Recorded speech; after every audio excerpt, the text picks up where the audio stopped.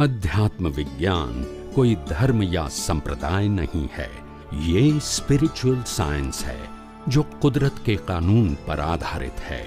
ये विज्ञान पूरे ब्रह्मांड के सभी रहस्यों को उजागर करता है और जीवन के सभी पहलुओं को समझने के लिए एक नई दृष्टि देता है। इसी को आर्ट ऑफ विजन कहते हैं, दुनिया को देखने की एक नई दृष्टि, जो अध्यात्म विज्ञानी परम पूज्य स्वामी श्री कमलेशानंद जी के निर्देशन में सनातन सत्य का अनुसंधान कर हमारे जीवन को प्रकाशित करे। जय सच्चिदानंद। जन्म, जीवन અને મૃત્યુ એ ત્રણે કર્મ ફળ છે, તો પછી નવા કર્મો કેવી રીતે બંધાય છે?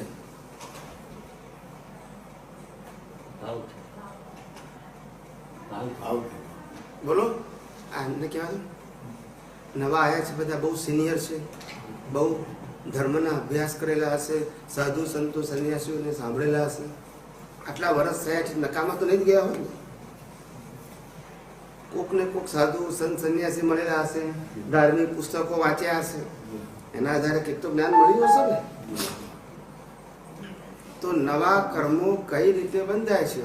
જન્મ, જીવન અને મૃત્યુ એ જો કર્મ ફળ હોય તો નવા કર્મો કેવી રીતે બંધાય, જેના કારણે નવું જીવન મળે? અને મોહને લઈને બંધાય ને? ના, હા, મોહને લઈને બંધાય.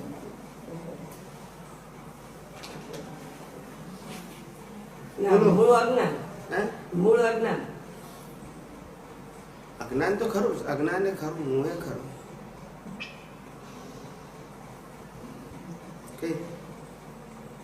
સમજાય છે?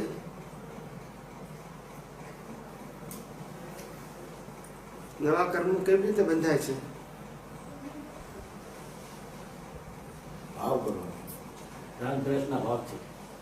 એટલે નવા કર્મો ભાવથી બંધાય છે.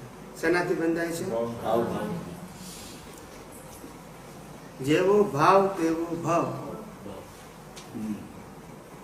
જેનો ભાવ બગડ્યો એનો સમજાય છે?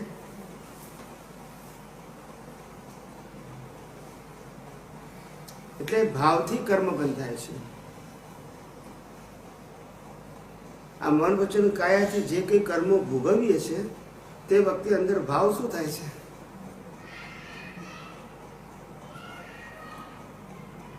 એનાથી નવો ભાવ બંધાય છે, એનાથી નવા કર્મો બંધાય, એનાથી નવા બીજ પડે છે. ભાવ કોને કહેવાય? કે આપણે કોઈની સાથે કઈ વ્યવહાર કરતા હોય, લેવડ દેવડ, તે વખતે લેવડ દેવડ તો વ્યવહારથી કરતા હોય, જે વ્યવહારનો નિયમ હોય એ પ્રમાણે, પણ અંદર એમ થાય કે આ વસ્તુ ખોટી થઈ ગઈ, આવું ના થવું જોઈએ. ખ્યાલ આવ્યો? અથવા તો કોઈ વસ્તુ માટે રાગ થઈ જાય. શું થઈ જાય? કોઈ વ્યક્તિ સારો વ્યવહાર કરે તો અંદરથી રાગ થઈ જાય. હવે ગમતો વ્યવહાર કરે છે અને ના ગમતો વ્યવહાર કરે છે, બંને કર્મ ફળ છે. એના ઉપર રાગ દ્વેષ કરવાના હોય, પણ એ રાગ દ્વેષ કેમ કરીએ છીએ? કે અંદર જેવા ભાવ છે એવું થાય છે. એ ભાવથી પછી નવા ભાવ બને છે. એટલે ભાવથી કર્મ બને છે. શેનાથી બને છે? ક્રિયાથી કર્મ બંધાતું, ભાવથી કર્મ બંધાય છે. લાખો લોકોની હિંસા કરનારા રામ એ જ ભવે મોક્ષે ગયા. લાખો લોકોની હિંસા કરનારો અર્જુન એ જ ભવે મોક્ષે ગયો. અને આપણે કીડીઓ બચાવતા અહીંયા ફરીએ છીએ. તો કંઈક તો કારણ હોવું જોઈએ ને. એની પાછળ કારણ શું છે? એટલે ક્રિયાથી કર્મ બંધાતા, પણ ક્રિયા પાછળ રહેલી અજ્ઞાનતા, એનાથી જે નવા ભાવ થાય છે એ ભાવથી ભાવ થાય છે. આ સમજવાનું છે. મુક્ત પુરુષોનું, વિતરાગોનું આ સાયન્સ છે, જે એમને અનુભવ્યું. એમને ઊભું નથી કર્યું, અનુભવ્યું. અને માટે આખું આ જગત એમને નિર્દોષ દેખાય છે. કેવું દેખાય છે? નિર્દોષ દેખાય છે એટલે રાગ દ્વેષ થતા કોઈ સારો વ્યવહાર કરે તો રાગ નહીં અને ખરાબ વ્યવહાર કરે તો પોતાના જ કર્મનું ફળ જે કર્મ કર્યા છે એનું અત્યારે શું આવે છે અનુસાર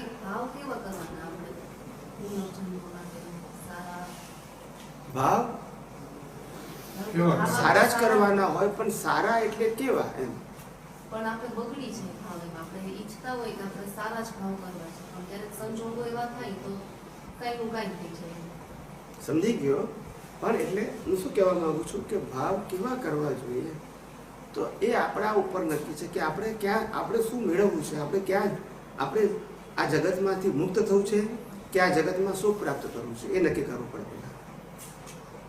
સુખ પ્રાપ્ત કરવું હોય તો તે પ્રમાણેના ભાવ હોય ને આ સંસારથી મુક્ત થવું હોય તો તે પ્રમાણેના ભાવ હોય.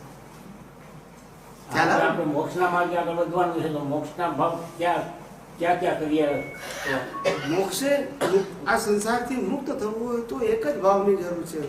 મોક્ષ માર્ગ માટે લાયક અને સહાયક સંજોગો પ્રાપ્ત થાવ. મારા મન વચન કાયા અત્યારે ગમે તેવા હોય પણ મારો ભાવ શું છે કે હવે જે મન વચન કાયા મળે એ મોક્ષ માર્ગ માટે લાયક અને સહાયક હોય. હવે જે મને સંજોગો મળે એ પણ મોક્ષ માર્ગ માટે સહાયક હોય. આ મારો ભાવ છે. પછી કુદરતનું કામ છે એનું ફળ આપવાનું. કોઈ માણસ એવું કે મારે નરકે જવું છે, કોણ લઈ જાય નરકેને? એના કર્મે લઈ જાય. એમ આપણે આ કર્મના આ ભાવ નાખી તો કુદરત આપણને આપશે ને. આપણે મોક્ષ માર્ગ માટે શું લાયક છે ને સહાયક છે એ આપણે નક્કી નથી કરવું, કુદરત ઉપર છોડવું. આપણે ખાલી ભાવ જ કરવો છે. સમજાય છે? મોક્ષ માર્ગ માટે લાયક અને સહાયક સંજોગો પ્રાપ્ત થાવ. બસ. કારણ કે અલગ અલગ પ્રકારના ભાવ કરશો એમાં ફસાઈ જશો.